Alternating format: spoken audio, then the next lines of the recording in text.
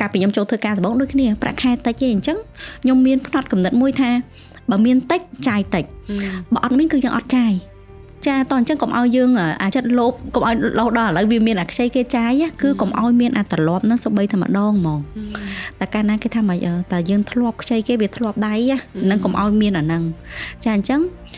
ប្រយ័ត្នប្រយែងក្នុងការចាយព្រោះយើងដឹងបើសិនបើយើងប្រាក់ខែធ្វើការងារដំបូងប្រាក់ខែ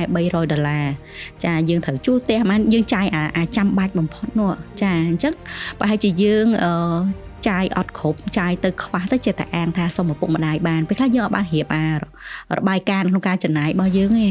យើងចាយទៅនៅទៅនោះភ្លេចខ្លួនអីអញ្ចឹងទៅអាងទៅដល់ខែខ្វះដឹងតែមានឪពុកម្ដាយចាំតំណុកបំរុងឬក៏ចាំសុំលុយពីអ្នកតាក់ខ្លះមកបំពេញបន្ថែមឬក៏យើងគិតថាមិនយើងខ្សែគប់ជាមួយនឹងមិត្តភ័ក្តិរបស់យើងគាត់រៀងមានធនធានដែរខ្ចីគាត់ចាយសិនអីអញ្ចឹងណាចឹងអាហ្នឹងតាក់ទងទៅនឹងផ្នត់គំនិតដែលយើងអត់បានចេះរៀបចំចាត់ចែងប្រយ័ត្នប្រយែងហ្នឹងឯង